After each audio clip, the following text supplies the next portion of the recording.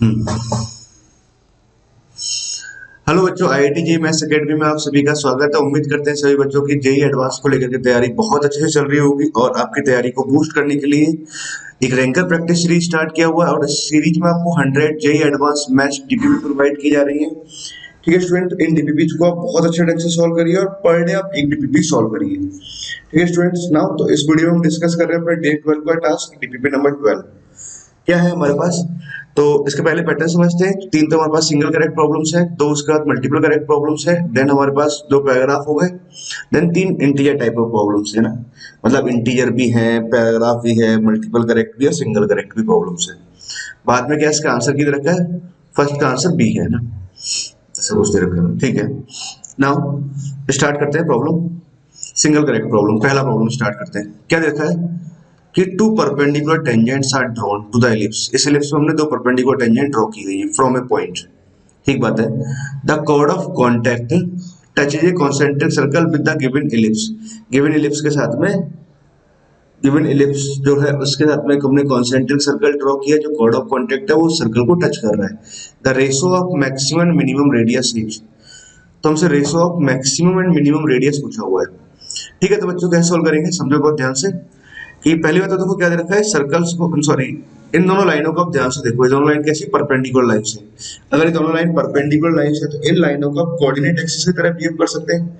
मतलब क्या रहा आपके पास, समझो x plus Y plus one ऐसे कुछ लिखा हुआ है। मैं डायरेक्ट यहाँ लिखता हूँ, उसको रूट टू से मैंने डिवाइड कर दिया और इसका होल स्क्वायर यहाँ लिखा और बैलेंस करने के लिए हमने टू से मल्टीप्लाई किया। ठीक है, टू टाइम्स ऑफ, अब यहाँ पे कितना लिखा हुआ है, x minus Y minus three upon में यहाँ कितना आ जाएगा, रूट टू मैंने यहाँ लिखा। क्यों किया आप वो समझ जाएंगे थोड़ी देर में। और बैलेंस करने के लिए यहाँ टू लिख दिया, बराबर में कितना आ जाएगा, फोर आ जाएगा। ठीक है स्टूडेंट्स, यहाँ तक तो बात आपको समझ में आई। अब एक काम करते हैं, x plus Y plus one upon में रूट टू, तो यहाँ रहा हमारे पास में इसका होल स्क्वायर। फोर को हम यहाँ डिवाइड कराएंगे तो यहाँ टू बन जाएगा plus sine X Y minus three upon में रूट टू,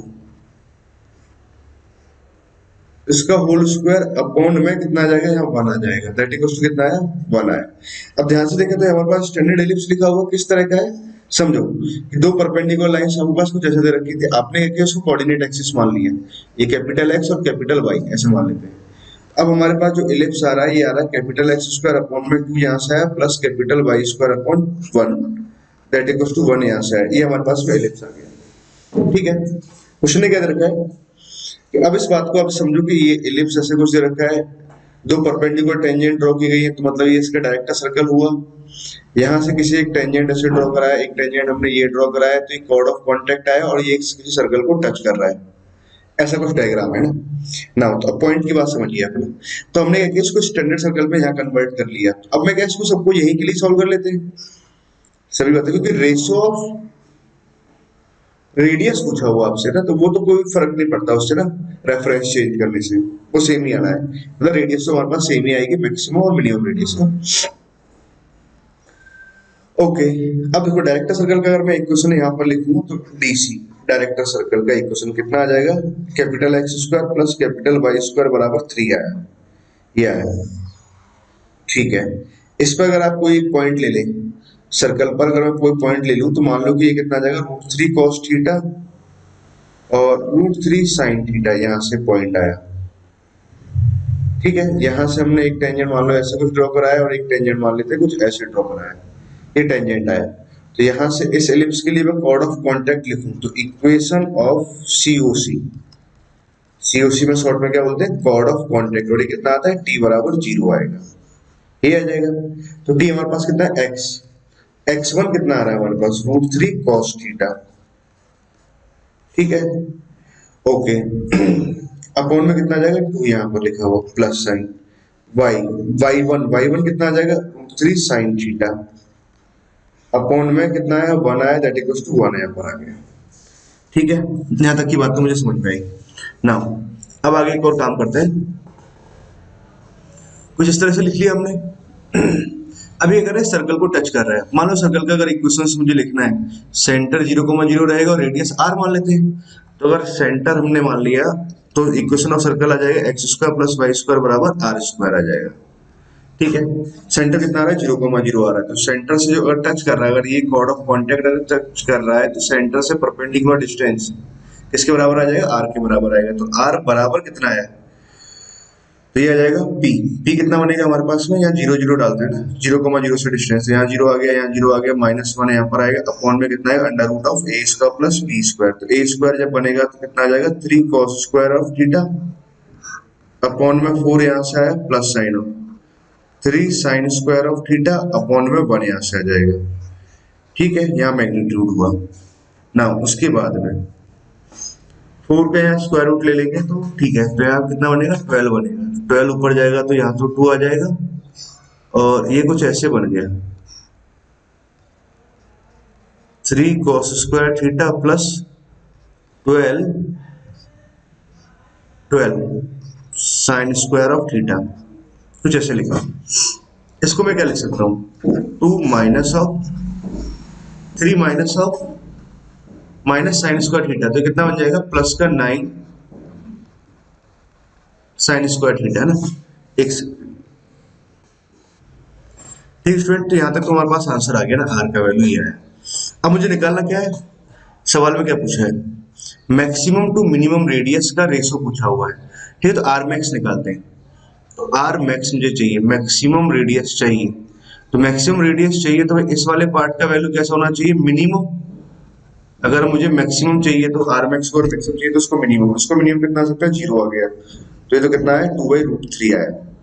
ठीक है, आर मिनिमम अगर आपको चाहिए तो आर मिनिमम होने के लिए क्या होना चाहिए, ये वाला पोर्शन कैसा आना चाहिए, मैक्सिमम आना चाहिए, और इसका मैक्सिमम वैल्यू कितना आ सकता है, 1 आ सकता है, तो ये कितना आ जाएगा 2/√12 आ जाएगा। ठीक है, ये अपने पास आंसर आया ना।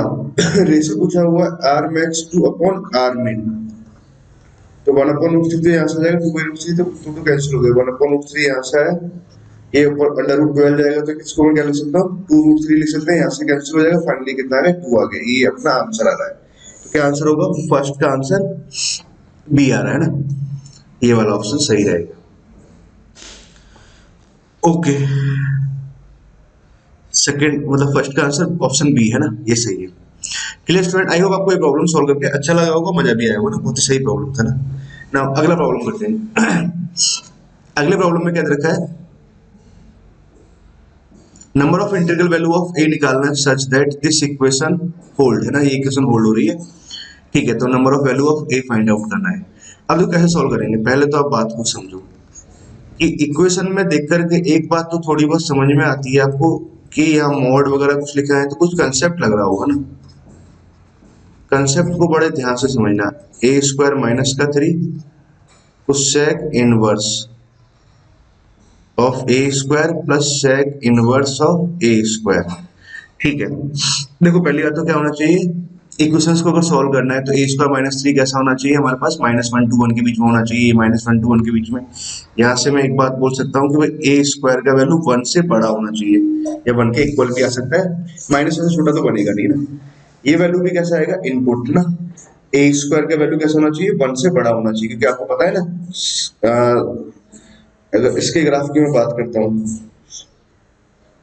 इसके ग्राफ की बात करें तो साइन इनवर्स का ग्राफ कैसा आता है, कुछ ऐसा आता है, ये तो ना, और कोसेक इनवर्स एक्स का ग्राफ कुछ ऐसे आएगा, सॉरी कुछ ऐसे आएगा ना, एक उल्टा बना दिया, ऐसे ग्राफ आएगा कोसेक इनवर्स एक्स का ग्राफ। ठीक है, ए बीच वाला हिस्सा हट जाएगा। अच्छा, अब एक बात समझो, जब ए स्क्वायर 1 से बड़ा है या 1 के इक्वल है तो इस वाले पार्ट की वैल्यू कैसे आनी है, पॉजिटिव ही आनी है, मतलब यहाँ मोड लगने का कोई सेंस नहीं बनता। ठीक है, second inverse of A square, second inverse तो हमेशा ही पॉजिटिव रहेगा, तो इसका मोड लगने का कोई सेंस, मतलब मोड के अंदर क्वांटिटी पॉजिटिव है तो मोड डायरेक्ट ही खुल गया। ठीक है, ऐसे अगर देखें तो कॉस इनवर्स ऑफ समथिंग, तो इसका वैल्यू कैसा आता है, 0 to पाई के बीच में आएगा, हमेशा ही पॉजिटिव आएगा, तो इसमें भी कोई प्रॉब्लम नहीं है। तो cos square of A math से कुछ आया plus sine inverse of A square -3, कुछ ऐसे आ जाएगा। ठीक है, इसका वैल्यू कितना आ गया, cos inverse plus sec inverse X कितना था, π/2 आता है।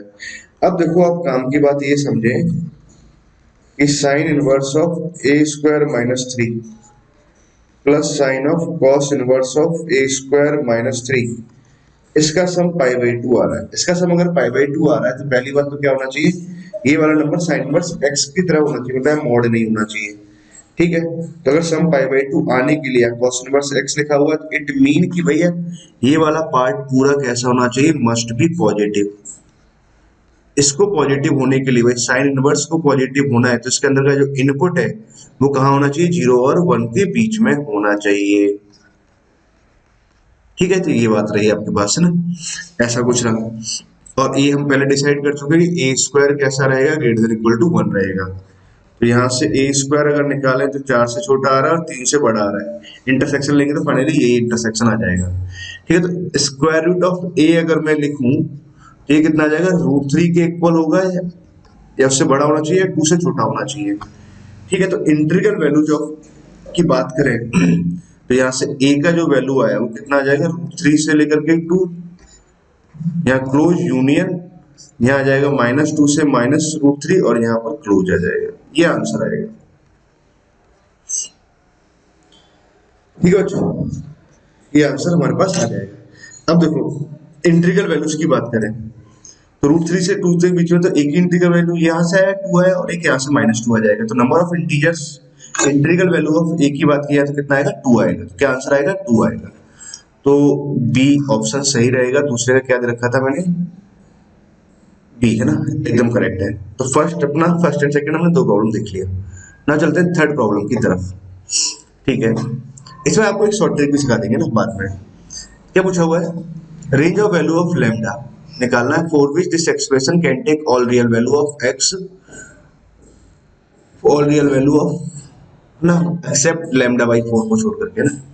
ठीक है, अब देखो इस एक्सप्रेशन को आपको देख कर समझ गए होंगे कि भाई इसको सॉल्व कैसे करते हो आप लोग। क्वाड्रेटिक अपॉन लीनियर लिखा हुआ है, क्वाड्रेटिक अपॉन लीनियर के बारे में अगर बात की जाए तो ये तो 4x माइनस लैम्डा लिखा हुआ है। ठीक है, तो इसको सिंप्लीफाई करते हैं। पहले आप क्रॉस मल्टीप्लाई करते हो, तो क्रॉस मल्टीप्लाई किया तो 4x बाई, तो हमने यहाँ से लिखा माइनस का लैम्डा x, तो ये कितना लिखा हुआ है 2x स्क्वायर माइनस का 5x प्लस का 3। ठीक है, तो 2x स्क्वायर तो यहाँ से आ गया, y को मल्टीप्लाई कर रहे हैं ना, 4x बाई यहाँ से लैम्डा बाई आएगा, सॉरी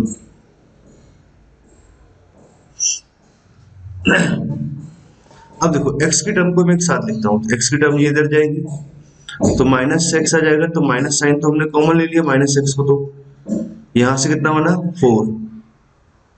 ठीक है, माइनस का 4x वाई तो कितना बन जाएगा प्लस का 4y, यहां से आ जाएगा, x यहां से कॉमन लिया, माइनस का 4x वाई कुछ ऐसा है, प्लस का साइन 3 यहां से है और प्लस लैम्डा वाई बराबर में कितना आ जाएगा 0 आ जाएगा।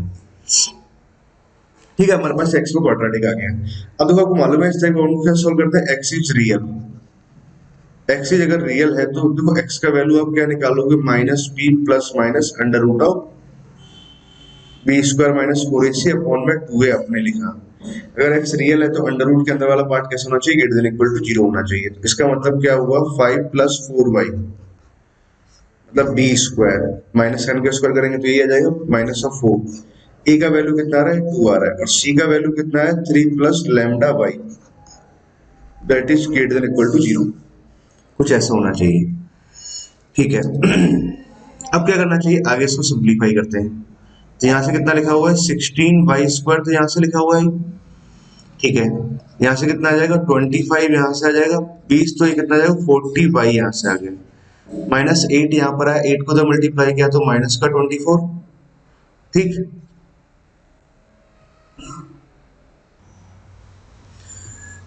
ओके स्टूडेंट्स, तो यहाँ तक हमने इसको सॉल्व कर लिया ना, इसको आगे और सिंप्लीफाई करते हैं ना। अब इसको बात को समझो कि 16y स्क्वायर तो यहाँ लिखा हुआ, y की टर्म पूछते हैं तो y की टर्म यहाँ आ रही है, y की टर्म यहाँ पर भी आ रही है ना। ठीक है, तो कितना आ गया हमारे पास में, इसको अगर यहाँ से देखें तो 8y तो हम कॉमन ले लेते हैं, माइनस का 8y कॉमन आ रहा है, 8y हमने कॉमन ले लिया तो लैम्डा तो यहाँ से बढ़ा, 8y यहाँ से कॉमन ले लेंगे तो माइनस का 5 यहाँ से आ जाएगा 25 और -24 तो कितना आ जाएगा प्लस का 21 that is greater than equal to 0 आया।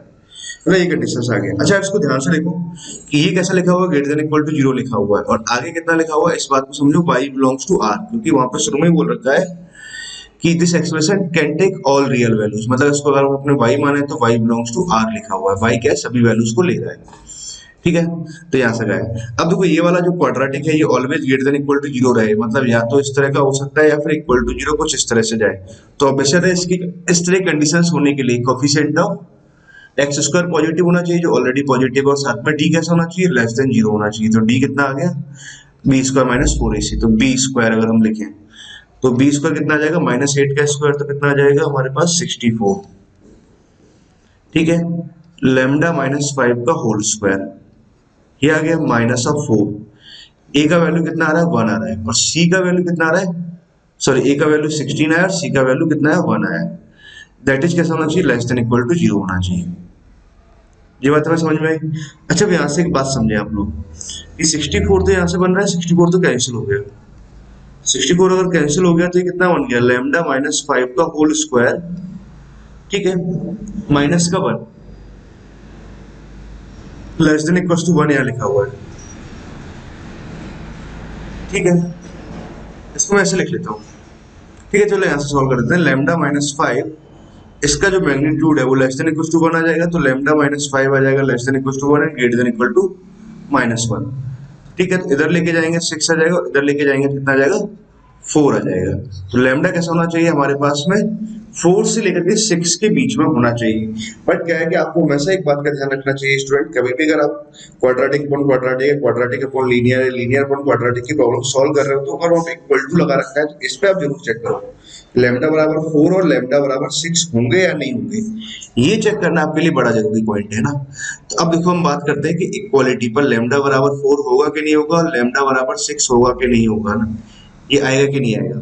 अब देखो इस एक्सप्रेशन की बात करें तो लेमडा बराबर फोर आपने एक बार को थोड़ी देर के लिए ले लिया, तो टू एक्स स्क्वायर यहाँ से आया माइनस फाइव एक्स प्लस का थ्री, लेमडा बराबर फोर ले लिया, फोर को मैंने कॉमन भी ले लिया तो एक्स माइनस वन यहाँ से आया। अच्छा, इसको देखो ऊपर वाले पार्ट के तो फैक्टर भी हो रहे हैं, कितना आ रहा है हमारे पास में, वन पुट करने पे सेटिस्फाई कर रहा है, तो एक्स माइनस वन यहाँ से आ जाएगा फैक्टर, और एक टर्म हमारे पास यहाँ से आया तो इसको मैं लिख सकता हूँ टू एक्स प्लस का थ्री, तो x माइनस वन तो कैंसिल हो जाएगा। अब x माइनस वन जब कैंसिल कराओ तो x can not be one, x one नहीं हो सकता, तो y बराबर ये लीनियर आया, y बराबर लीनियर आया, उसमें x का वैल्यू वन नहीं है, तो मतलब यहाँ पर एक होलो आ गया, सर्कल आ गया, सर्कल आ गया तो उसका रेंज कभी भी r नहीं हो सकता, तो लेमडा बराबर फोर नहीं हो सकता पहली बात। अच्छा, लेमडा बराबर अगर मैं सिक्स लेके चलता हूँ तो लेमडा बराबर सिक्स ले तो two X square minus of five X plus का थ्री अपॉन में अगर बात करें तो लेमडा बराबर सिक्स लिया है तो अपने फोर एक्स माइनस का सिक्स। अच्छा, ऊपर वाले पार्ट के अपने जब फैक्टर्स कर रहे थे तो कितना आ रहा था फैक्टर्स,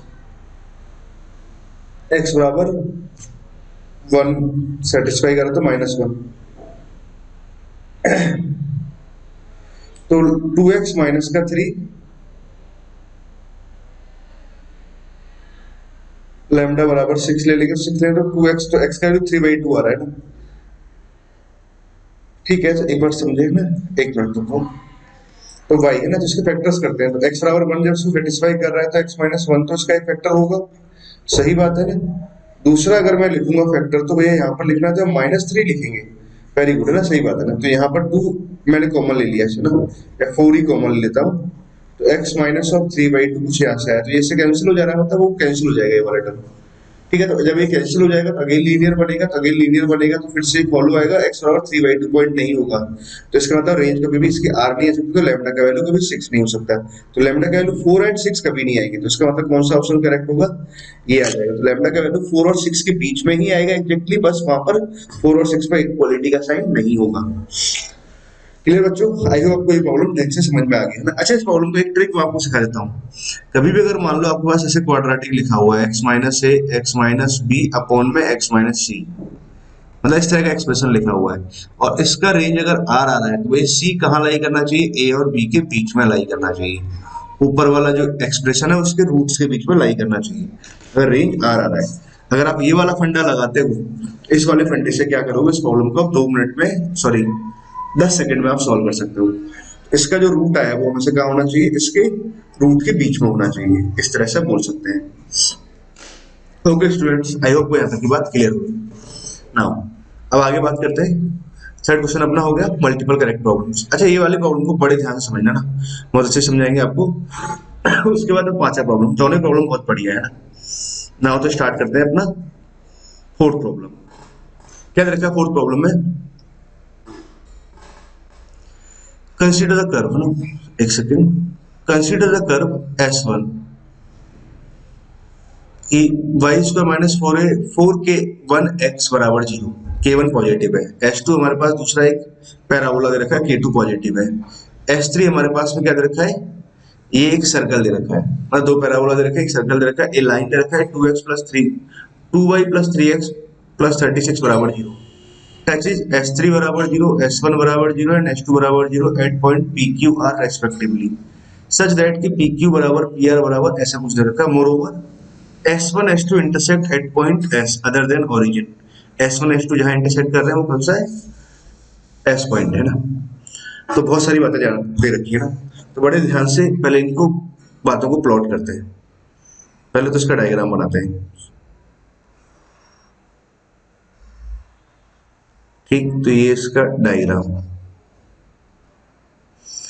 समझो, S1 कितना देखा, वाई स्क्वायर माइनस फोर के वन एक्स, तो ये कुछ ऐसे डायग्राम बना हुआ है। पहली बात तो k1 पॉजिटिव है तो ऐसा कुछ डायग्राम आएगा। S2 की बात करें तो ऊपर वाला डायग्राम जाएगा ये वाला, ये दोनों ओरिजिन पे इंटरसेक्ट करेंगे, ओरिजिन के अलावा कहीं और यहाँ भी इंटरसेक्ट करेंगे, इसको हमने S नाम दिया है, ठीक है। इस कर्व को S1 नाम दे रखा है, इस कर्व को S2 नाम दे रखा है। S3 हमारे पास में क्या, एक सर्कल है। अच्छा, सर्कल की अगर खास बात क्या है, सेंटर है 0,-5 और इसका रेडियस अगर मैं देखूं तो रेडियस कितना आ जाएगा, यहाँ से 25 यहाँ से लिखेंगे और 27 यहाँ से लिखा, ये कितना आ जाएगा, √52 आ जाएगा, ठीक है। √52 यहाँ आया। अब बात को समझा जाए कि क्या लिखा है हमारे पास में, सर्कल। ऐसे सर्कल का देखो, वाई एक्सिस पे कोई, एक्स एक्सिस पे कोई इंटरसेप्ट आ रहा है क्या, 2√g² - c।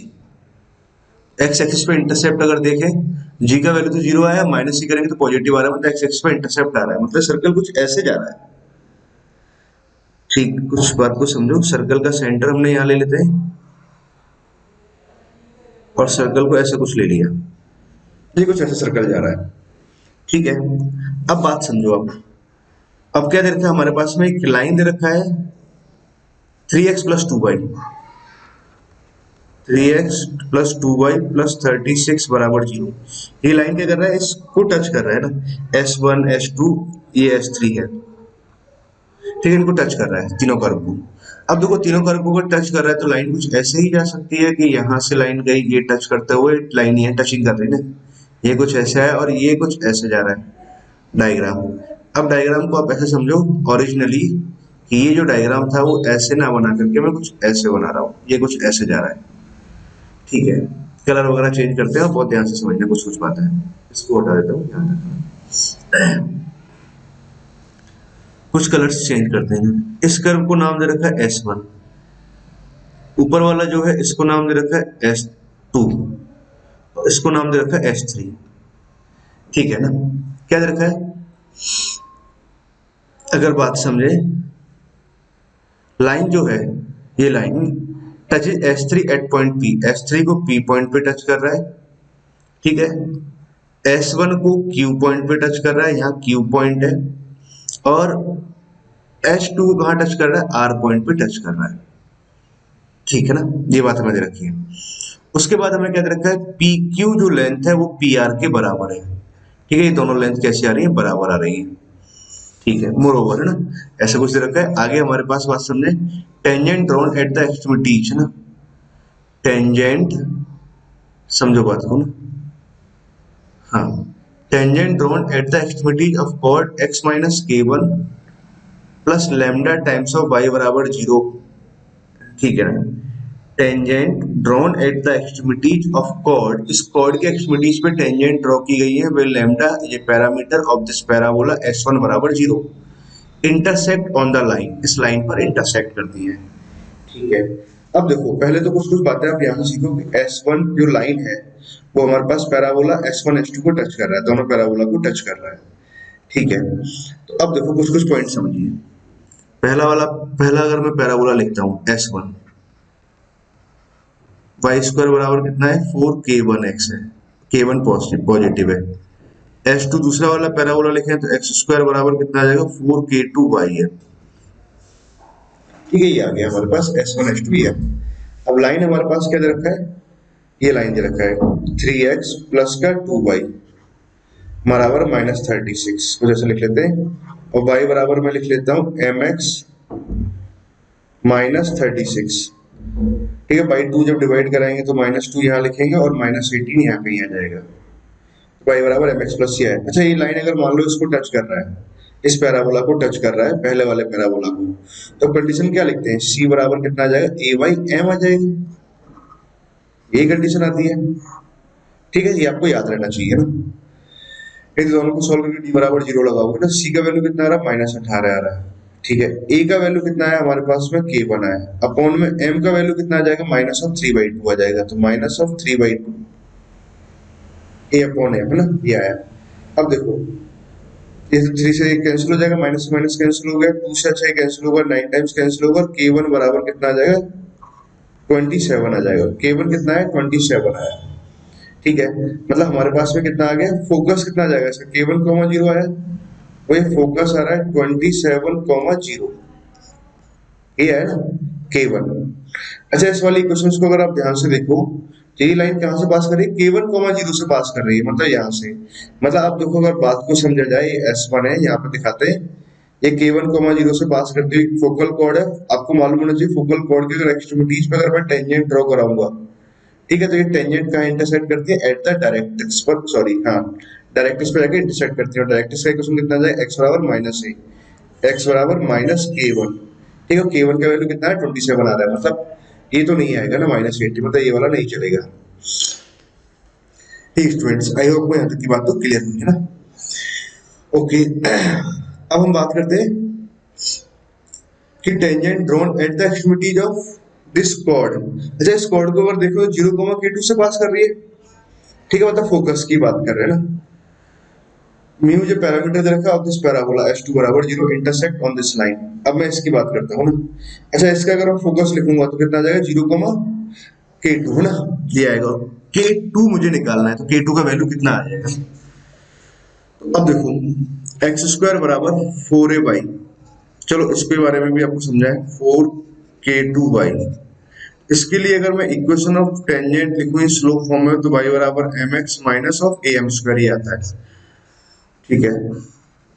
अच्छा बच्चों, देखो एक बात समझो, ये जो इक्वेशन ऑफ टेंजेंट है ना, स्लोप फॉर्म y बराबर mx प्लस a/m, इस वाले पैराबोला के लिए, इस वाले पैराबोला के लिए ये आता है, इसको डायरेक्ट याद रखिए।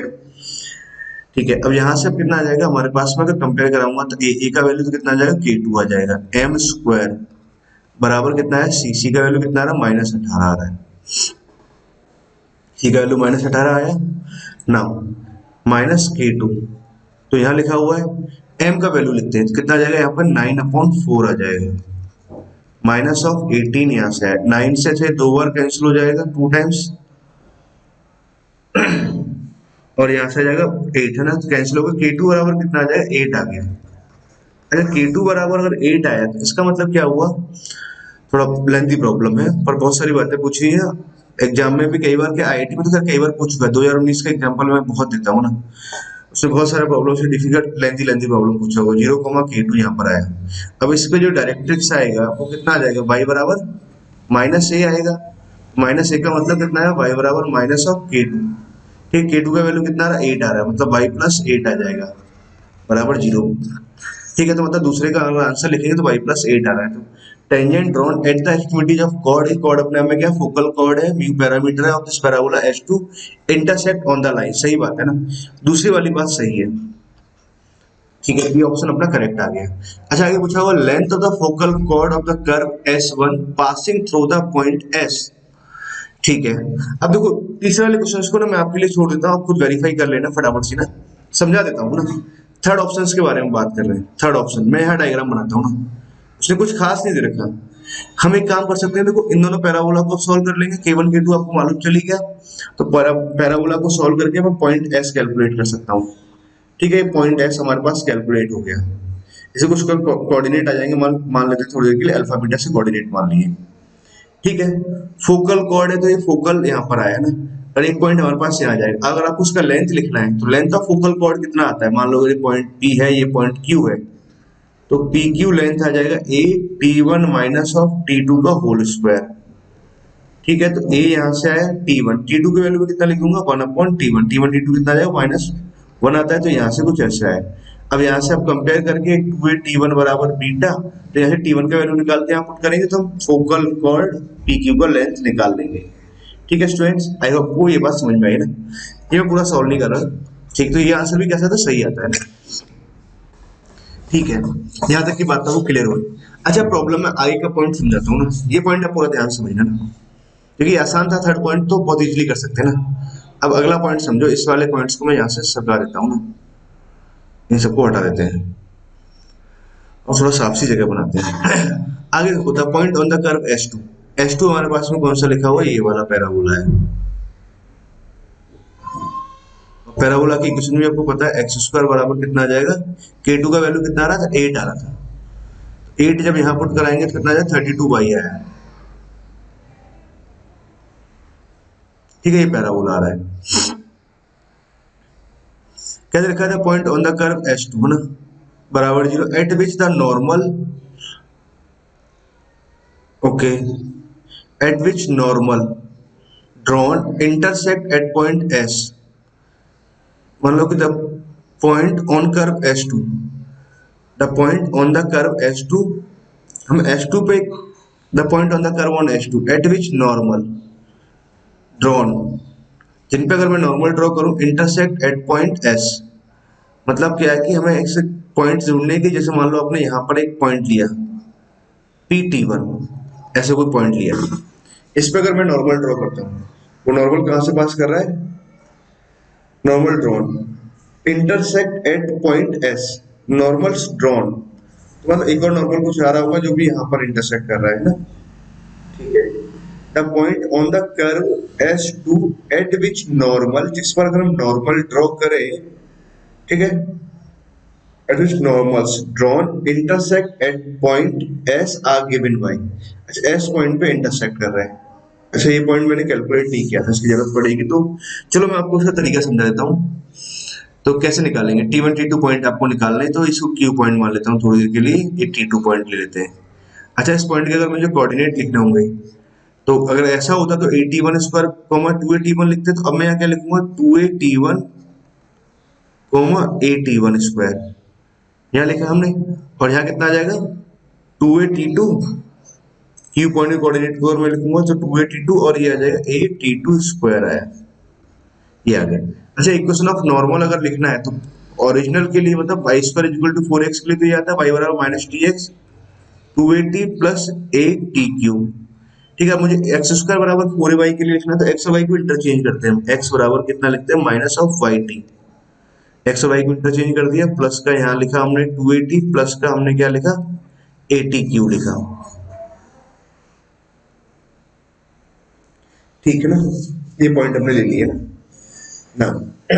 अब देखो पॉइंट को समझो कि इस पॉइंट पे हमने क्या है कि ये नॉर्मल आ गया, किसी पॉइंट टी पे नॉर्मल आया, ठीक है, मतलब T1 पे नॉर्मल मान लेते हैं और T2 पे नॉर्मल मान लिया, ऐसा कुछ आया।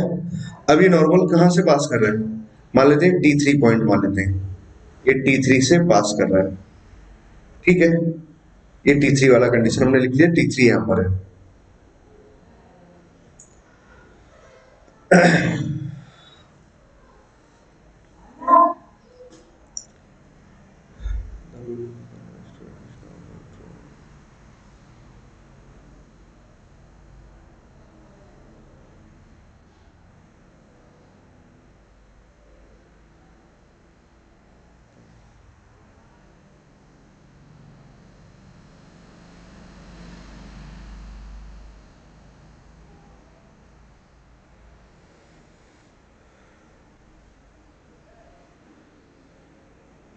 ऐसे बच्चों एक बात समझो अपना, ऐसे समझाते हैं आपको, पहले T1 T3 में एक रिलेशन निकाल लेते हैं अपने लोग। T1 पे अगर नॉर्मल अगर मान लो ड्रॉ करते हो T3 से पास कर रहा है, ठीक है, तो T1 पे अगर नॉर्मल हमने ड्रॉ किया T3 से पास कर रहा है, तो T3 के कोऑर्डिनेट को मैं क्या लिखूंगा, T3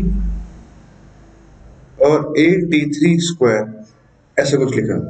x का वैल्यू कितना है ना, यहाँ से कंडीशन समझते हैं, तो कितना जाएगा, x का वैल्यू आ जाएगा 2AT1, ठीक है, y का वैल्यू कितना आ जाएगा यहाँ पर AT1² आ जाएगा, तो माइनस ऑफ वाई का वैल्यू हमने लिखा A T one square into में टी यहां से लिखा 2a टी यहां से लिखा plus of A T Q यहां से लिखा क्या है तो T1 पर नॉर्मल सॉरी गलत कर दिया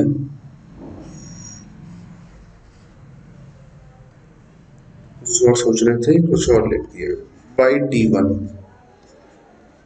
2a T1 plus of a T1 Q कहां से पास कर रहा है T3 से पास कर रहा है तो T3 से पास कर रहा है तो x का वैल्यू कितना है 2a T3 y का वैल्यू कितना आ जाएगा a T3 square a T3 square और T1 2a T1 यहां से लिखा plus of a T1 Q ये आया ना।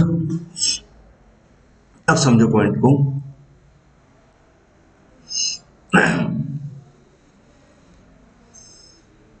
इसको मैं एक साथ लेता हूं ऐसे ले जाते हैं या फिर इसको इस साइड ले आते हैं ना तो 2a तो हमने कॉमन लिया T1 माइनस T3 एक पॉइंट लिखा a यहां से कॉमन आ रहा है और T1 भी कॉमन आया तो ये कितना है T1 square minus of T3 square बराबर 0 है T1 माइनस T3 तो कॉमन आ जाएगा ओवरऑल से यहां से आया 2a प्लस a को भी आपने डिवाइड करके हटा दिया तो यहाँ से 2 आ गया और यहाँ से कितना बचा T1 यहाँ से बचा और ये T1 प्लस T3 यहाँ से बचा दैट इक्वल्स टू 0 आया ठीक है तो T1 बराबर T3 तो होगा नहीं तो 2 plus T1 into T1 plus T3 बराबर 0 आया तो T1 प्लस T3 की अगर बात करें तो कितना आ जाएगा माइनस ऑफ 2 अपॉन T1 और T3 की अगर बात की जाए तो कितना आ जाएगा minus T1 minus of 2 upon T1 अच्छा रिजल्ट देखो क्या है कि x स्क्वायर बराबर 4ay लिखा है y square equal to 4x लिखे दोनों के रिजल्ट सेम आया ना तो T3 बराबर कितना आ जाएगा minus T1 minus 2 upon T1 अच्छा ये रिजल्ट आया ना। अब देखो एक और पॉइंट समझो अब मैं इसको यहाँ लिखता हूँ तो T3 बराबर कितना लिखा हमने minus T1 minus 2 upon T1 ये आया ऐसे अगर जब आप यहां से लिखोगे तो ये कितना आ जाएगा minus T2 minus 2 upon T2 ये रिजल्ट आया हमारे पास ठीक है ना पॉइंट को समझो आप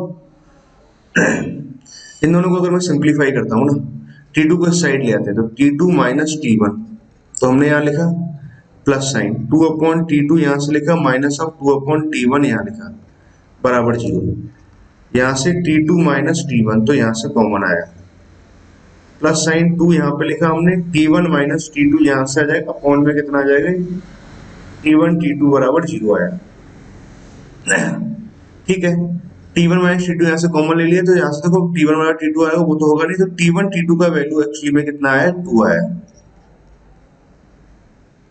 तो T1 T2 का वैल्यू अगर 2 आ गया ठीक 3 आया हमारे पास और एक और पॉइंट T2 बराबर कितना आ जाएगा 2 अपॉन T1 का वैल्यू अगर मैं लिखूं तो देखो यहाँ पे 2 अपॉन T1 के वैल्यू को मैं क्या लिख सकता हूँ T2 लिख सकता हूँ तो मेरे पास में कितना आ गया T3 बराबर कितना आया जो है ना कितना आ गया T1 plus T2 plus T3 बराबर 0 आया मतलब ये कंडीशन आई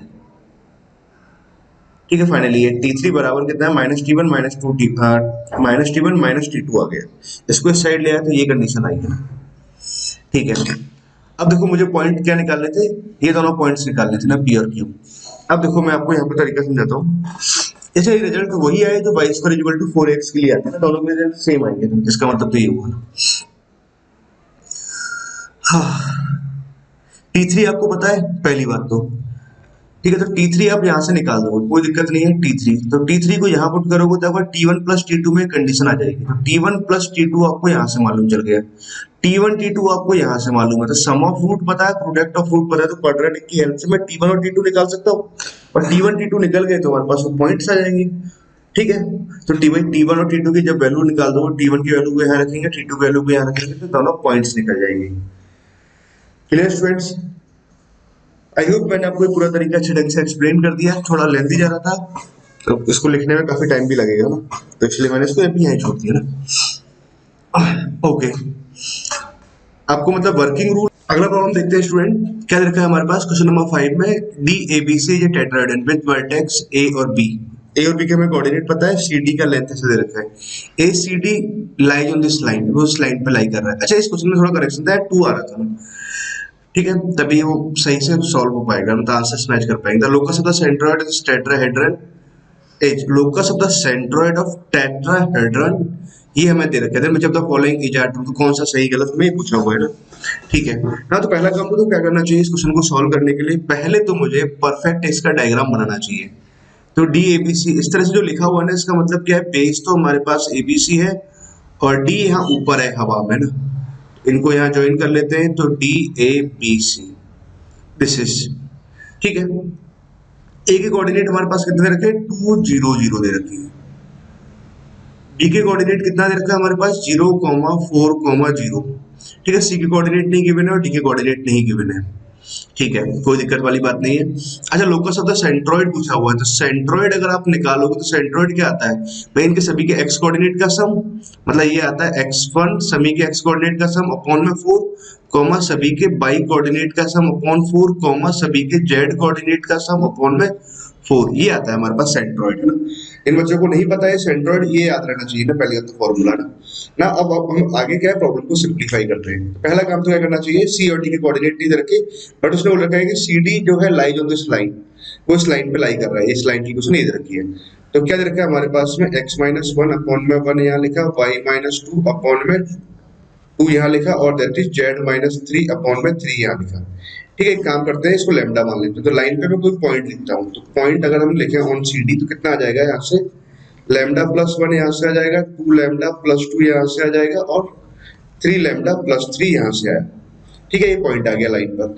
अब मुझे सी के कोऑर्डिनेट लिखना है, तो मैं एक काम करता हूँ, लैम्डा 1 लैम्डा 2 के फॉर्मेट में लिख लेते हैं। तो सी के अगर कोऑर्डिनेट लिखना है, तो सी के कोऑर्डिनेट तो कितना आ जाएंगे, लैम्डा 1 प्लस 1, 2 लैम्डा 1 प्लस 2, ठीक है, 3 lambda 1 plus 3, this is the coordinate of C.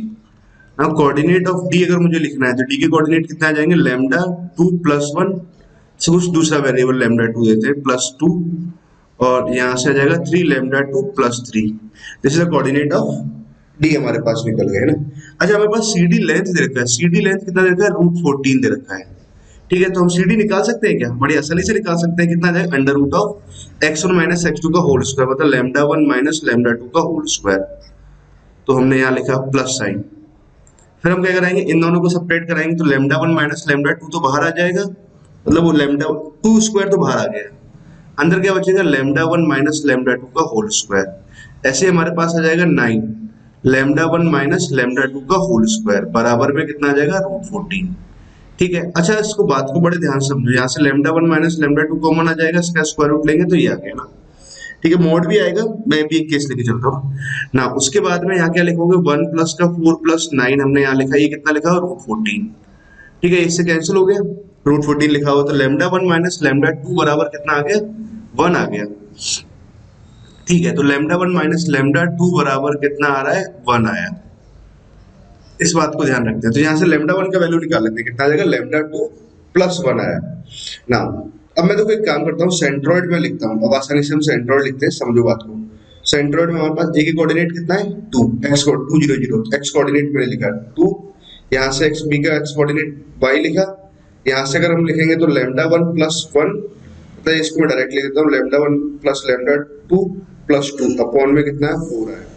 y coordinate अगर मैं लिखूंगा तो कितना आ जाएगा, 0 प्लस 4, 4 तो यहाँ से आ गया, 4 और 4 यहाँ से हो जाएगा, और प्लस का 2 यहाँ से कॉमन ले लेंगे, तो ये कितना आ जाएगा, लैम्डा 1 प्लस लैम्डा 2 आ गया ना, अपॉन में कितना आ जाएगा, 4 आ जाएगा, है ना। तो उसके बाद जेड कोऑर्डिनेट लिखते हैं, तो 0 प्लस 0 तो 0 तो यहाँ से आ गया, 6 यहाँ से आ जाएगा, 3 यहाँ से आया, लैम्डा 1 प्लस लैम्डा 2 अपॉन में कितना आ जाएगा, 4 आ जाएगा, ठीक है। ये आया ना। उसके बाद समझो आप बात को।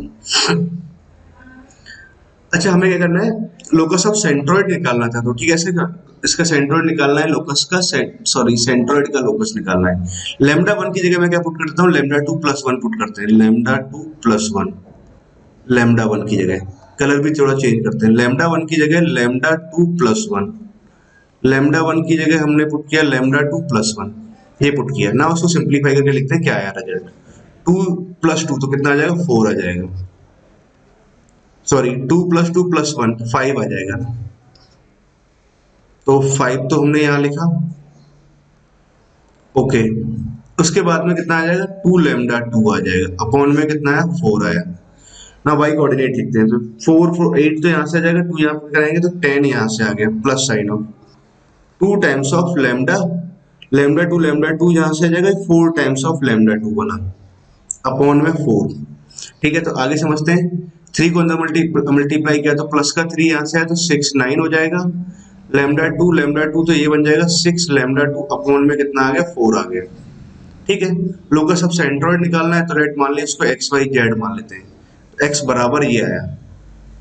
ठीक है, तो एक्स बराबर दिस, तो अब देखो यहाँ से 4x माइनस, इसको बराबर किया एक्स के, ऐसे समझो ना, 4x 5 को तो लेके आया -5 आया, अपॉन में यहाँ कितना आ गया 2 आ गया, दैट इज लैम्डा 2 यहाँ से निकाला। ऐसे मैं लैम्डा 2 यहाँ से निकालता हूँ तो ये कितना आ जाएगा 4y माइनस का 10 अपॉन में 4 आ गया। ठीक है, यहाँ से निकालेंगे तो 4z माइनस 9 अपॉन में कितना आ जाएगा 6 आ जाएगा, बराबर लैम्डा 2 आया। मतलब ये हमारे पास में क्या निकल आया बच्चों, ये आ गया लोकस ऑफ सेंट्रॉइड। तो लोकस ऑफ सेंट्रॉइड हमारे पास ये आ गया। अच्छा, इसके अगर लाइन के अगर dr देखें, एक लाइन आ रहा है और इस लाइन के dr की बात करें तो कितना है 2 4 6 ये आया, मतलब ये आ गया 1 2 3 dr ये आया हमारे पास सिंपलेस्ट फॉर्मेट में ना, ये लिखा। अब देखो यहाँ पर 1 कर रखा है फिक्स, तो यहाँ 1 फिक्स हो गया, करस्पॉन्डिंग b और c भी हमारे पास फिक्स हो गया, तो b का वैल्यू तो कितना आ जा रहा है 2 आ रहा है, और इसका वैल्यू कितना है 3 आया, तो a प्लस b तो कितना है 5 आया, मतलब ये पहला वाला ऑप्शन तो सही हुआ। अच्छा, उसने y1 और z1 और 3y2। अच्छा, इसमें देखो क्या थोड़ा सा गड़बड़ क्या किया है कि जो लाइन है ना, ये वाली लाइन तो हमारे पास कहाँ से पास कर रही है, इस पॉइंट से, जबकि हमसे जो लाइन पूछा गया है वो इस वाले पॉइंट से। मतलब एक लाइन पे इनफाइनाइट पॉइंट्स होंगे, ये पॉइंट ये पॉइंट ये पॉइंट, जैसे करके हमको 3y2 comma y1 comma z1 से पास करता हुआ लाइन हमें चाहिए, 3y2 y1 कॉमा z1 से पास करता हुआ लाइन हमें चाहिए ना। ठीक है, तो ना इस बात को आगे और सिंप्लीफाई करते हैं, इसको समझो। मैं थोड़ा सा यहाँ जगह बनाता हूँ और बातों को फिर से लिखते हैं। मैं इस लाइन को पहले ऊपर लिख लेता हूँ, क्या ये कॉपी होता है क्या, शायद नहीं होता था, पहले भी ट्राई कर चुका था मैं, तो होता होगा पर मुझे नहीं मालूम। 4x माइनस 5 अपॉन 2 लिखा हमने, 4y माइनस 10 अपॉन में यहाँ 1 2 3 लिख लेते हैं ना, 1 यहाँ 2 और यहाँ 3 अपॉन में यहाँ 3 आ रहा है, और यहाँ कितना आ जाएगा वैल्यू लिखे 4z माइनस 9, 4z माइनस 9 ये आया हमारे पास। ठीक है ना, अब देखो हमें क्या चाहिए, लाइन वो चाहिए जो 3y2 y1 z1 से पास कर रही है लाइन, तो भाई 3y2 y1 z1 इसको सेटिस्फाई कराएंगे ना। तो ठीक है, मैं ये वाला पॉइंट निकाल लेता हूँ 3y2, तो x का वैल्यू मैंने 3y2 यहाँ रखा, 3y2 से 2 से कैंसिल हो जाएगा, 6 आ गया, 6 माइनस 1 कितना आ गया हमारे पास में 1 आया, तो 1 अपॉन 1 आ गया है। तो ठीक है, ये क्या बन जाएगा 4y1 माइनस 10 अपॉन में कितना है 2 आया, यहाँ से क्या बनेगा 4z1 माइनस 9 अपॉन में कितना आ गया 3 आया, इसको उधर भेजा। ठीक है, 2 यहाँ से बनेगा और ये यहाँ पर प्लस का 2 आ जाएगा 4y1। ठीक है, तो यहाँ 12 बना तो y1 का वैल्यू 3 आ रहा है, मतलब y1 का वैल्यू 3 आया। ठीक, यहाँ से इसको मल्टीप्लाई कराएंगे, 3 इधर बनेगा, 9 तो 12 ऐसा जाएगा, और z1 का वैल्यू भी अगेन कितना आ रहा है 3 आ रहा है। मतलब हमारे पास में जो पॉइंट्स आए y1 z1 का वैल्यू कितना आ रहा है 3 3 आ रहा है, y1 3 आया, z1 3 आया। ठीक है, तो y1 प्लस z1 की बात करें 6 आ रहा है, सही बात है। y1 माइनस z1 ये नहीं आएगा, और a प्लस बी तो कितना आ रहा है 5 आया, y1 जोड़ेंगे तो कितना 8 आ रहा है, सही है ना, डी ऑप्शन भी करेक्ट है। क्लियर स्टूडेंट्स, आई होप आपको यहाँ तक की बात सारी सही से समझ में आ चुकी है ना, क्लियर है ना। फिर प्रॉब्लम क्लियर हुआ आपको ना, आगे चलते हैं हम नेक्स्ट प्रॉब्लम की तरफ। अच्छा, नेक्स्ट प्रॉब्लम में क्या दे रखा है, आपको एक पैराग्राफ दिया है मैंने ना, और ये बहुत ही बढ़िया पैराग्राफ है ना, बहुत अच्छा पैराग्राफ है। इसको सॉल्व कैसे करेंगे इसको समझिए आप लोग। हमारे पास में क्या दे रखा है पैराग्राफ, कंसीडर दिस इक्वेशन, इस इक्वेशन को कंसीडर करना है जो आपके सामने यहाँ लिखा हुआ है। वेयर के कैसे दे रखा है 3/4 से 1 के बीच में है, ये बात हमें मालूम है। तो how many distinct real solution does the equation have, इस इक्वेशन में कितने सारे रियल सॉल्यूशन आ सकते हैं अंडर दिस कंडीशन। ठीक है, स्मॉलेस्ट रियल सॉल्यूशन क्या होगा, लार्जेस्ट रियल सॉल्यूशन क्या होगा, ये हमें दे रखा है ना, ये फाइंड आउट करना है। अच्छा स्टूडेंट को एक बात सिखाता हूँ, बहुत बढ़िया बात सिखाऊंगा आपको ना। इसको अपने x को अपने अंदर मल्टीप्लाई किया, x पावर 4 यहाँ से आया, x का टर्म यहाँ से आया, इसको अंदर मल्टीप्लाई किया तो ये बना 2x²। ठीक है, तो यहां से बनेगा kx और यहां से बना 3kx। ठीक है, और यहां से कितना आ जाएगा k² आ गया। इतना है। अब देखो अल्टीमेटली क्या है, आपको x के लिए सॉल्व करना है ना, x का वैल्यू निकालना है। तो पावर 4 लिखा हुआ है, तो पावर 4 में सिंप्लीफाई करने का हमारे पास कोई डायरेक्ट तरीका नहीं होता।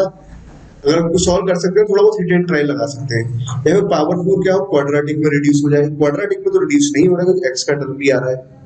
x² को t मानेंगे तो t² बनेगा, बट यहाँ पर अंडर रूट आ जाएगा ना, तो गड़बड़ हो जाएगी बात। अच्छा, प्रॉब्लम को सोल्व करने का, सोचने का एक दूसरा तरीका समझो। इसे ना आप x में क्वाड्रेटिक की बजाय इसे k में क्वाड्रेटिक अज्यूम करो। ये है इसके अंदर ट्विस्ट। तो k में आपने क्वाड्रेटिक माना तो ये 3kx यहाँ से आया। ठीक है, k में क्वाड्रेटिक माना। अब इस वाली टर्म को मैं इस साइड ले आता हूँ, 2x² minus x power 4 minus x बराबर 0। ये आ गया हमारे पास k में क्वाड्रेटिक। सही बात है ना। अब इसको मैं सिंप्लीफाई करता हूँ, तो k का वैल्यू कितना आएगा, -b। तो -b कितना है, -3x आया, प्लस माइनस ऑफ b² मैंने लिखा, कितना आ जाएगा b²। तो k का कोफिशिएंट कितना आ रहा है, 3x आ रहा है, तो ये बन जाएगा 9x² माइनस का 4। a का वैल्यू कितना आया, 1 आया। और c का वैल्यू अगर मैं बात करूं तो कितना आ रहा है, 2x² minus x power 4 minus x upon में 2a, और 2 को चलो इधर भेज दिया, तो 2 के बराबर कितना है, -3x आया प्लस माइनस हो। ठीक है, अब पॉइंट को समझना बहुत ध्यान से ना। 4 को मल्टीप्लाई करते हैं तो 4x², तो x पावर 4 तो यहाँ बना। ठीक है, x² का टर्म ढूंढता हूं, तो -4 को मैंने यहाँ मल्टीप्लाई किया तो माइनस का 8x² बना। माइनस का 8x² को इसके साथ सिंप्लीफाई कराएंगे तो कितना बनेगा हमारे पास में, प्लस का x² आ रहा है। ठीक है, यहां तक की बात क्लियर हुई है मैं। उसके बाद समझो, यहाँ कितना लिखा हुआ है, -4, तो ये कितना बन जाएगा, प्लस का 4x। ठीक, कुछ ऐसे बना। यहां तक की बात क्लियर हुई।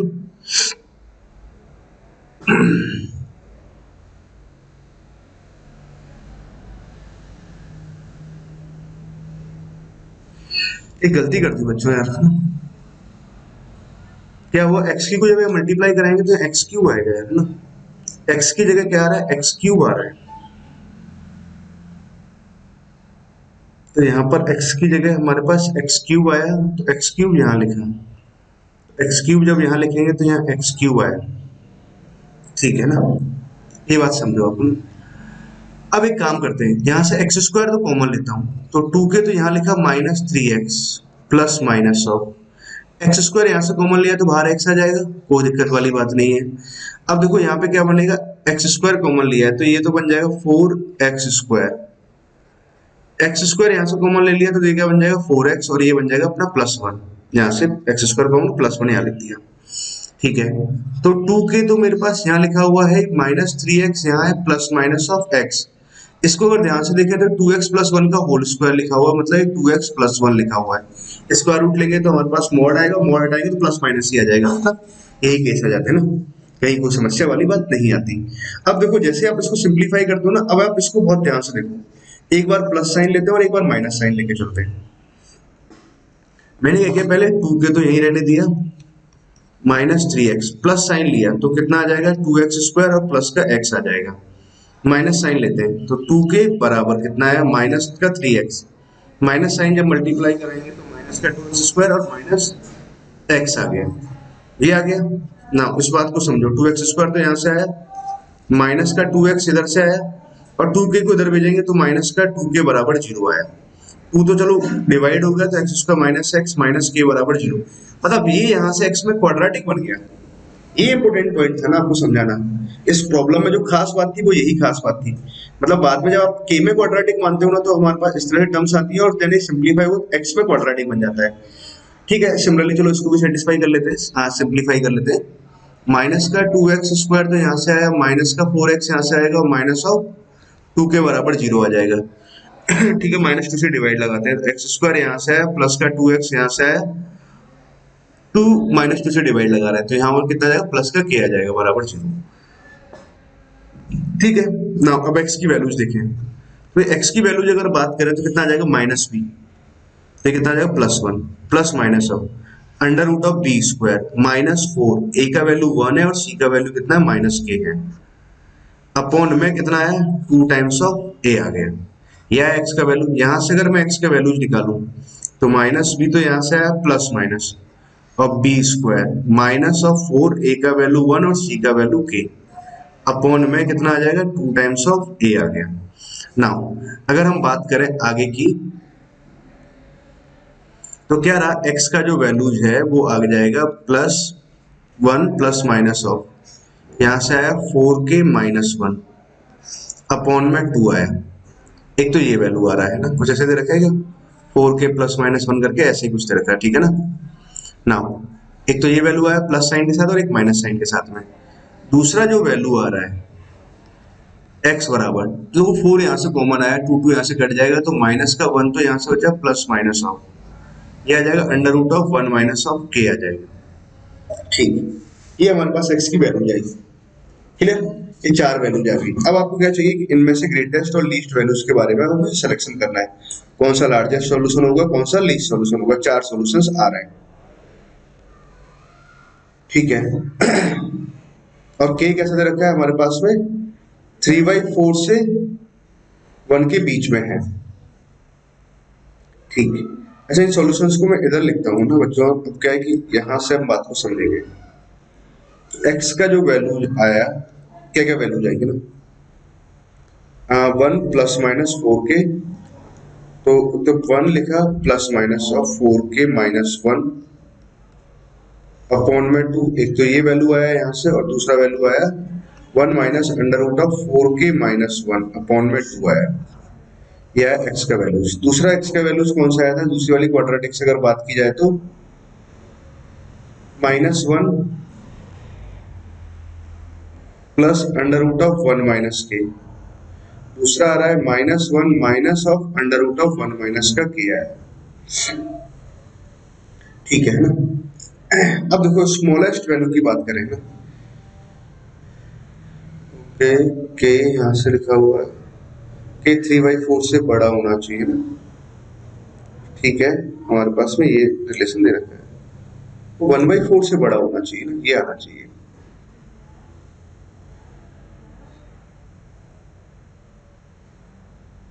के 1/4 से बड़ा होगा, के 1 से छोटा होगा, ये आंसर आएगा ना। अब देखो इनमें समझना है कि ये 4 जो सॉल्यूशंस आए इनमें कौन सा हमारे पास सबसे छोटा सॉल्यूशन है और कौन सा हमारे पास सबसे बड़ा सॉल्यूशन है, ठीक है।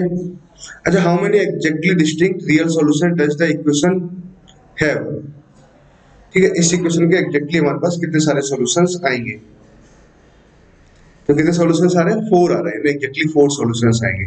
6 का डी ऑप्शन क्या दिया है, ये चेक करते हैं एक बार। 6 का डी ऑप्शन ना सही है, 4 रियल सॉल्यूशंस आए, पहली बात तो ये हुआ। अब हमें बात करना है सबसे ग्रेटेस्ट वैल्यू की बात करते हैं ना। अब देखो ग्रेटेस्ट वैल्यू की बात किया तो एक नंबर तो पॉजिटिव में ये आ रहा है ना, ये तो नेगेटिव नेगेटिव है, ये टोटली नेगेटिव आ रहा है, सबसे छोटा नंबर तो यही बटे ना, ये टोटली नेगेटिव आया, ये भी हमारे पास में नेगेटिव की तरफ जा सकते हैं ना, कि 1/4 से 1 के बीच में जाएंगे पॉजिटिव वैल्यू है ना, तो 4k माइनस 1 कैसे वैरी करेगा, 1 तक जब जाएंगे तो ना, ठीक है।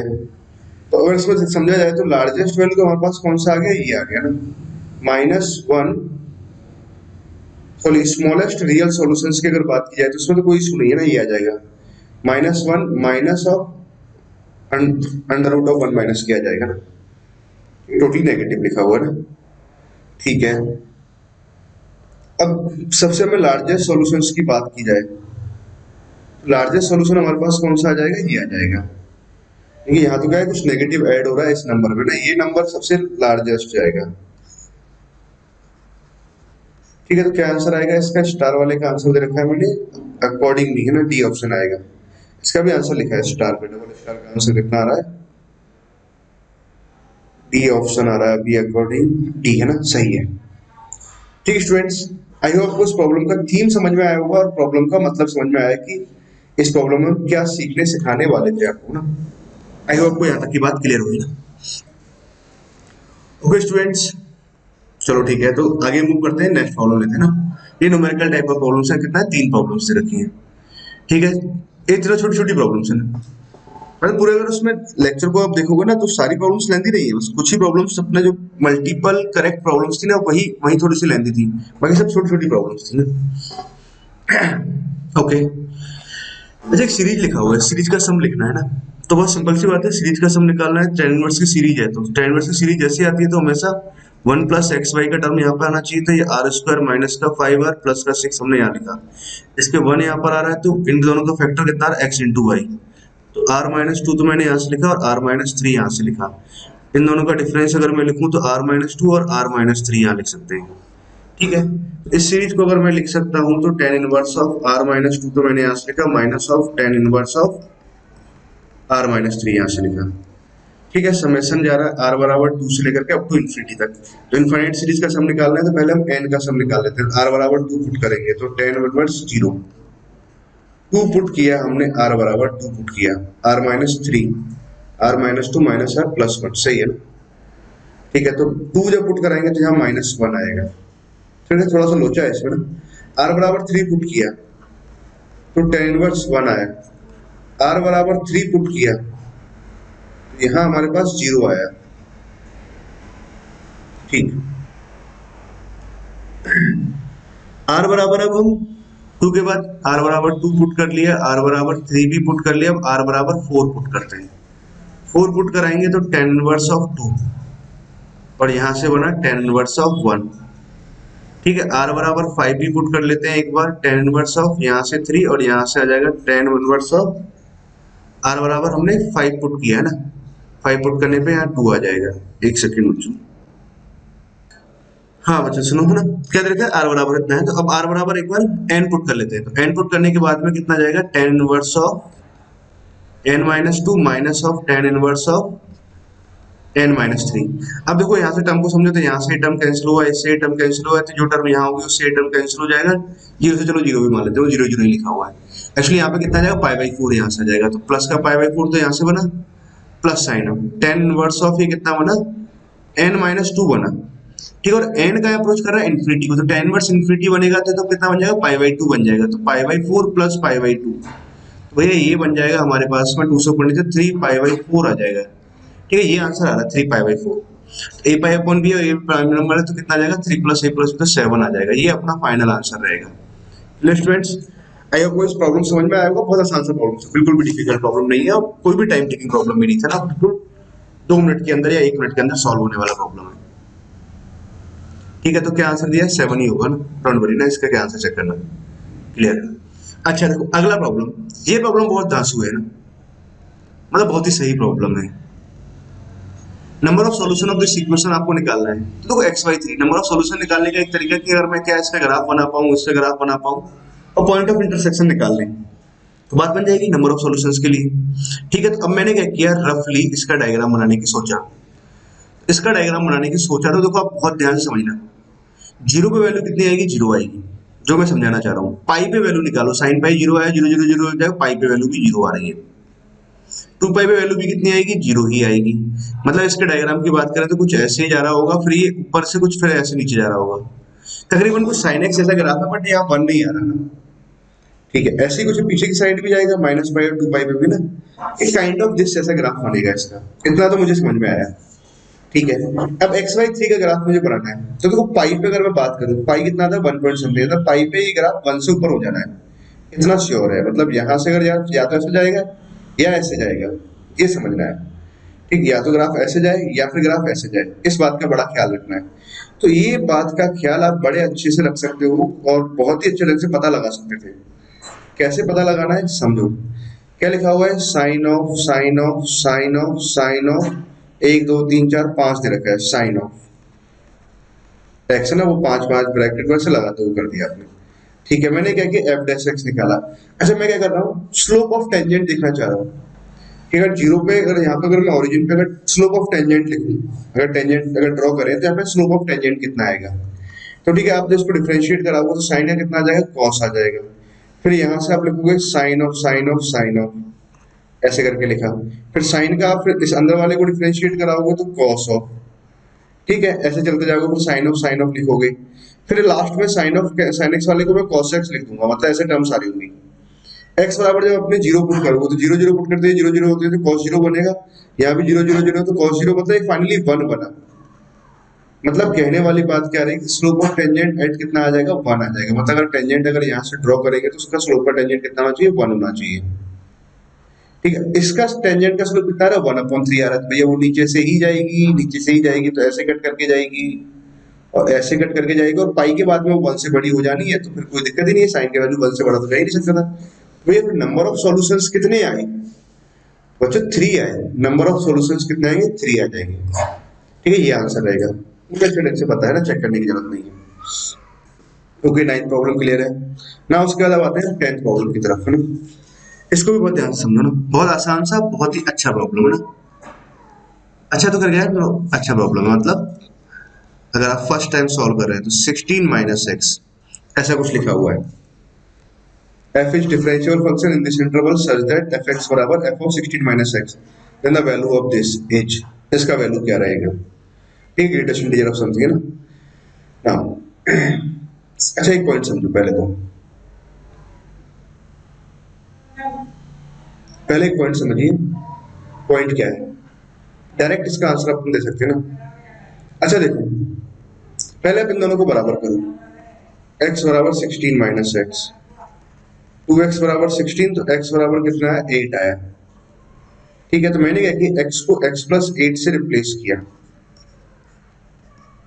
f ऑफ x को x प्लस 8 से अगर रिप्लेस कराएंगे तो 8 माइनस एक्स आ जाएगा।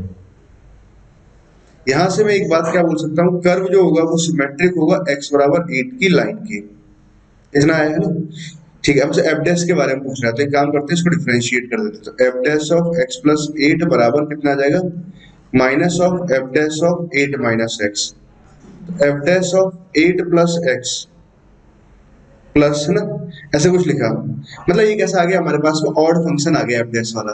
ऑड फंक्शन मतलब काइंड ऑफ ऑड फंक्शन, 8 के अराउंड एक ऐसा 8,0 के अराउंड सिमेट्रिक है। अगर भैया ये इवन फंक्शन होता तो y बराबर 8, x बराबर 8 के अराउंड सिमेट्रिक, जैसा इधर है वैसा इधर होता डायग्राम। अब क्या ये 8 के अराउंड सिमेट्रिक है, 8,0 के अराउंड। अच्छा, हमें -8 से +8 तक का इंटीग्रेशन पूछा हुआ है ना, F dash of 8 plus x, ठीक है, एक्स स्क्वायर इंटू ई एक्स स्क्वायर। समझो बात को, हाँ हमने इतना लिखा, ठीक बात है ना, यहाँ तक की बात लिखी, यहाँ तक इतना है ना, एक प्लस में रिजल्ट आ जाएगा, प्लस में F dash of 8 minus x बराबर 0 आया। चलो ये बात तो मैं समझ में आई। अच्छा पॉइंट समझते हैं, इसका वैल्यू निकालना है इंटीग्रेशन का, आई बराबर -8 F of F dash of x plus 8, तो यहाँ लिखा हुआ है 8 प्लस एक्स बोल देते हैं उसको, और एक्स स्क्वायर यहाँ से लिखा हुआ और ई एक्स स्क्वायर डी एक्स यहाँ लिखा हुआ है। ठीक है, मैं एक काम करता हूँ, x की जगह -t लिखता हूँ, तो यहाँ से अगर मैं dx निकालूंगा तो कितना आ जाएगा, माइनस ऑफ dt आया। ठीक है, x का वैल्यू -8 रखा तो t का वैल्यू 8 आ जाएगा, और t का वैल्यू यहाँ से कितना आ जाएगा, -8 आ जाएगा, और f of f dash of ये 8 माइनस x आएगा। ठीक है, x को -t से पुट कराएंगे तो -t स्क्वायर, x का वैल्यू हमने कितना पुट कर दिया, -t पुट कर दिया, तो -t लिख देते हैं यहाँ पर। x का वैल्यू -t स्क्वायर यहाँ से आ जाएगा, et स्क्वायर यहाँ से आ जाएगा, और ये माइनस ऑफ dt है। ठीक है, अब देखो ध्यान से, माइनस साइन आ रहा है, क्या करते हैं, लिमिट को भी इंटरचेंज करते हैं, -8 से +8 करते हैं, तो कैसा आ जाएगा, पॉजिटिव भी हो जाएगा ना। ठीक है, यहाँ क्या बना हमारे पास, F dash of 8 minus T बना। ठीक है, यहाँ टी स्क्वायर बना, et स्क्वायर बना, और dt यहाँ से बना, आई ये आ रहा है। अब देखो अगर पॉइंट को समझे, एफ डैश ऑफ 8 माइनस, दोनों को मैं ऐड कर दूं, टी की जगह x वेरिएबल लिख दूं, कोई खास फर्क नहीं पड़ेगा। F dash of 8 plus X और plus F dash of 8 minus X, तो इसका वैल्यू दोनों का सम अगर मैं निकालूंगा तो ये 2i, अंदर वाले पार्ट का वैल्यू 0 आ जाएगा। तो 2i 0 आएगा, तो i का वैल्यू 0 आया, तो i का वैल्यू 0 आया, तो भाई इसका वैल्यू तो एग्जैक्टली 0 आ रहा है, एग्जैक्टली 0 आया, तो ग्रेटेस्ट का वैल्यू कितना आएगा, 0 आएगा। तो क्या आंसर हुआ इसका, आंसर इज 0। एक बार चेक भी करते हैं 10th का आंसर, 10th का आंसर 0, 10th का आंसर 0, 10th का आंसर 0, सही है ना। ओके स्टूडेंट्स, आई होप अपने इस वाली डीपीपी को सॉल्व करते टाइम काफी एंजॉय किया होगा, बहुत आपको मजा भी आया होगा ना, और कुछ बातें आपको सीखने को भी मिली होंगी, खासतौर से नंबर ऑफ सॉल्यूशंस वाली प्रॉब्लम्स थी जो लास्ट में, जो मुझे रिसेंट ध्यान है ना। Okay students, thank you.